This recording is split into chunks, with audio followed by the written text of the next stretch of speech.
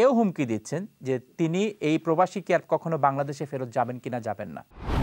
যে দলের ভারপ্রাপ্ত চেয়ারম্যান তার দলীয় শৃঙ্খলা রক্ষায় এতটুকু কঠোর, সেই দলের মধ্যে এত স্পর্ধা কারো আছে? সিলেটের প্রেক্ষাপটে আইন শৃঙ্খলা রক্ষা একটি গুরুত্বপূর্ণ বিষয়। প্রবাসীদের বাসা বাড়ি অনেকেই দখল করে নেয়। এজ উই স্পিক গত সপ্তাহে এ ধরনের একটি অভিযোগ এসছে, যেখানে একজন প্রবাসী তিনি ভাড়া দিয়েছিলেন একজন ব্যক্তিকে। ঘটনাক্রমে তিনি আপনার দলের অনুসারে, বিএনপি কিংবা ছাত্র দলের অনুসারী, আমার সঠিক এই মুহূর্তে মনে পড়ছে না তিনি বিএনপি করেন নাকি ছাত্রদল করেন, তবে তিনি বিএনপি কিংবা তার কোনো অঙ্গ সংগঠনের অনুসারী। 5ই আগস্টের পর তিনি প্রথমেই যেটি করলেন যে তিনি ভাড়া দেয়া বন্ধ করে দিলেন। ভাড়া দেয়া নিয়ে প্রথমে টালবাহানা শুরু করলেন। এর পরবর্তীতে তিনি যেটি শুরু করলেন সেটি হচ্ছে যে তিনি এই বাসা তিনি ছাড়ছেন না, বারংবার নোটিশ দেওয়ার পরেও তিনি ছাড়ছেন না। না ছাড়ার পর যেটি তিনি করলেন, তিনি হুমকি দেওয়া শুরু করলেন, কারণ তিনি নিশ্চিত হয়েছেন যে আগামী গভর্নমেন্ট হতে চলেছে বিএনপির, এবং তিনি এও হুমকি দিচ্ছেন যে তিনি এই প্রবাসী কি আর কখনো বাংলাদেশে ফেরত যাবেন কিনা যাবেন না, এ ধরনের হুমকি দিচ্ছেন।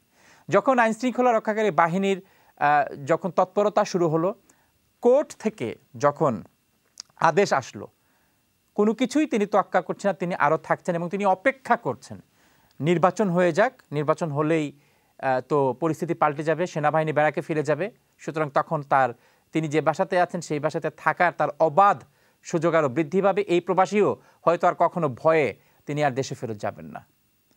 This is a live incident জনাব মুক্তাদির, এবং এই লাইভ ইনসিডেন্টের সাথে আপনার নেতাকর্মীরা জড়িত, নেতা না হলেও কর্মীরা জড়িত, যারা মনে করছে যে তারা অলরেডি ক্ষমতায় চলে আসছে। না, আমি আপনার মানে অভিযোগের অভিযোগটা লাইভ টিভিতে এইভাবে বলছেন, শুনে খারাপ লাগছে। তবে আমি মনে করি আপনারও এই জিনিসটা একটু বোঝা দরকার। প্রবাসী যিনি আছেন, ইনি আমাদের বিএনপির কোনো দায়িত্বশীল কারোর সাথে কি উনি যোগাযোগ করেছেন? কেউ একজন যদি বলে যে আমি বিএনপির অমুক, বিএনপির তমুক, সে হয়ে গেল বিএনপির কেউ। একটা রাজনৈতিক দল করি, আমি একটা রাজনৈতিক দল করি, আমার দলের শৃঙ্খলা রক্ষার জন্য আমি কয়েক হাজার লোককে বহিষ্কার করেছি। আমি বলতে আমি বিএনপির কথা বলছি। বিএনপির নেতৃত্ব কয়েক হাজার লোককে বহিষ্কার করেছে।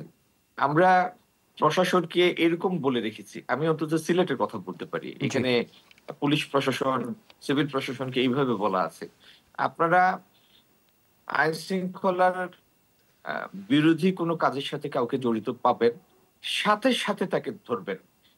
তার দলীয় পরিচয় কি এটা চিন্তা করারও দরকার নেই। আপনারা ধরে আমাদেরকে জানাবেন, আমরা সোজা তাকে বহিষ্কার করে দেব। আপনি প্রশাসনের দায়িত্বশীল যে কাউকে জিজ্ঞেস করেন যে কয়বার তাদেরকে এই কথা বলা আছে।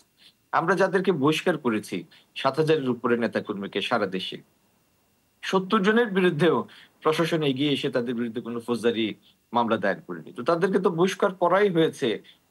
অ্যাপারেন্টলি আমাদের প্রাইমা ফেসি আমাদের কাছে মনে হয়েছে তারা ফৌজদারি কোনো একটা অপরাধ করেছে, সেই জন্য তো আমরা বহিষ্কার করছি।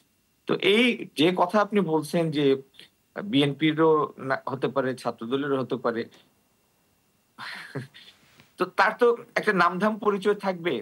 সেই প্রবাসী এখানে বিএনপির জেলার ইউনিট আছে, মহানগরের ইউনিট আছে, প্রেসিডেন্ট সেক্রেটারি আছেন, আমরা আছি, কাউকে না কাউকে যোগাযোগ করে যদি বলে যে এই লোক আপনারা কি চিনেন বা আপনাদের দলীয় কেউ, বা থানায় একটা মামলা করুক, তাকে আমরা সাহায্য করব, অথবা আদালতে শরণাপন্ন হোক। এটার তো একটা লিগ্যাল রিকোর্স আছে, এটা তো আওয়ামী লীগের আমল না। হ্যাঁ, প্রশাসনের দুর্বলতা আছে এখনো, প্রশাসনিক ব্যবস্থাটা এখনো সেরকম স্থিতিশীল হয় নাই, কিন্তু তার মানে এটা না তো বাংলাদেশ একটা মগের মূল্য হয়ে গিয়েছে। এটা ঠিক না।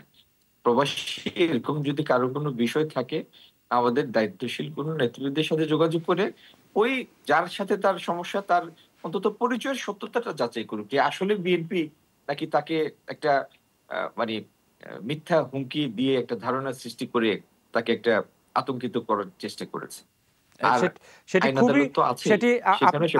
আপনি যেটি বলছেন সেটিও নিশ্চয়ই অমূলক নয়, তবে আমি নিশ্চিত যে প্রবাসীর কথা আমরা বলছি সেই প্রবাসী ইতিমধ্যেই যে সমস্ত জায়গায় তার রিচ আছে, তিনি যে সমস্ত জায়গায় পৌঁছানোর তার সামর্থ্য আছে, তিনি সম্ভবত সেই সমস্ত জায়গায় পৌঁছেছেন বলে আমি অন্তত জানি। তবে নিশ্চয়ই এই বিষয়টি আরো আলোকপাত করব। আমি আপনাকে আচ্ছা, তার না না, আমি এটার উপরে একটু বলি। যদি উনি বিএনপির বিভিন্ন জায়গায় যোগাযোগ করে সেরকম কোনো সাড়া না পেয়ে থাকেন, তার বাসাটাও বেদখল হয়ে গিয়েছে, তো দয়া করে একটা প্রেস কনফারেন্স করলেই তো হয়। কার এত সাহস আছে বিএনপির মধ্যে যে এই জাতীয় অনৈতিক কার্যকলাপকে প্রশ্রয় দিবে? আমি তো মনে করি না যে বিএনপির মধ্যে কারো এতটুকু সাহসই আছে। আপনি একটি চমৎকার যে আইডিয়া দিয়ে দলের যে দলের ভারপ্রাপ্ত চেয়ারম্যান তার দলীয় শৃঙ্খলা রক্ষায় এতটুকু কঠোর, জি, সেই দলের মধ্যে এত স্পর্ধা কারো আছে, আমি এটা বিশ্বাস করি না। ধন্যবাদ। আপনি I'm not simply prepared to accept it. ওকে, ধন্যবাদ। আমি আপনার যে আইডিয়া, সেই আইডিয়াটা আমরা শেয়ার করব সেই ভুক্তভোগীর সাথে। দেখি তিনি প্রেস কনফারেন্স করতে তিনি চান কিনা, কিংবা তার সেই মানসিক অবস্থা আছে কিনা। আপনি নিশ্চয়ই জানেন যে প্রেস কনফারেন্স করার পরও যদি বাংলাদেশে যাওয়ার পর নিশ্চয়ই নিরাপত্তার একটি বিষয়ও তিনি ভাববেন। তবে আপনি যে আইডিয়াটা দিয়েছেন সেই আইডিয়াটা আমরা তার সাথে শেয়ার করব।